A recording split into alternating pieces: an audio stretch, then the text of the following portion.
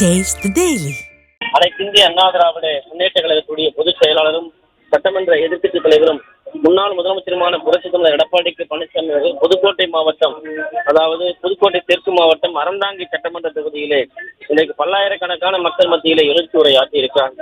அனைத்து இந்திய அண்ணா திராவிட முன்னேற்ற கழகம் இங்கு பல்வேறு சாதனைகளை செய்திருக்கிறது. மாணிக்க வாசகருக்கு சிவபெருமான் காட்சியளித்த திருப்பெருந்துறை ஆவுடையார் கோவில் தேரோடும் வீதியிலே அகலப்படுத்தப்பட்டு தரமான சாலைகள் அமைக்கப்பட்டு பக்தர்களுடைய குளியல் அறையோடு தங்கக்கடை விடுதிகள் அமைக்கப்பட்டது அனைத்து இந்திய அண்ணா திராவிட முன்னேற்ற கழக அரசு.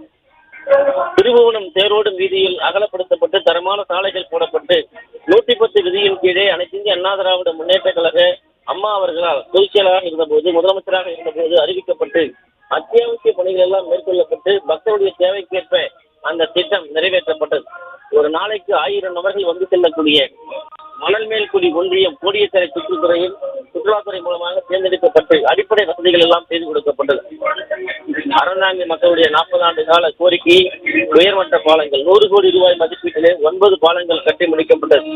அறந்தாங்கி இடையாறு இடையே உயர்மட்ட பாலம், அதே போன்ற இடையாத்திமங்கலம் தண்டலை இடையே உயர்மட்ட பாலம், நிறையூர் ஆதவத்தூர் இடையே உயர்மட்ட பாலம், திருமருதூர் தும்பத்திடல் பகுதியில் உயர்மட்ட பாலம், சித்திரம்பூர் மதகம் இடையே உயர்மட்ட பாலம், இடையாக்கோட்டை திருவாப்பாடி இடையே உயர்மட்ட பாலம், பொய்யாத நல்லூர் திருப்பூணவாசல் இடையே உயர்மட்ட பாலம், பரந்தூர் பெருவானல்லூர் இடையே உயர்மட்ட பாலம், பேயாக்கோட்டை திருவாடனை இடையே உயர்மட்ட பாலம் என ஏறக்குறைய 9 பாலங்கள் கழக ஆட்சி கொடுக்கப்பட்டு மக்களில் பல்வேறு இன்னல்களுக்கு துயர் துடைக்கப்பட்ட நிலையிலே மக்களுடைய பயன்பாட்டிற்காக அர்ப்பணிக்கப்பட்டது.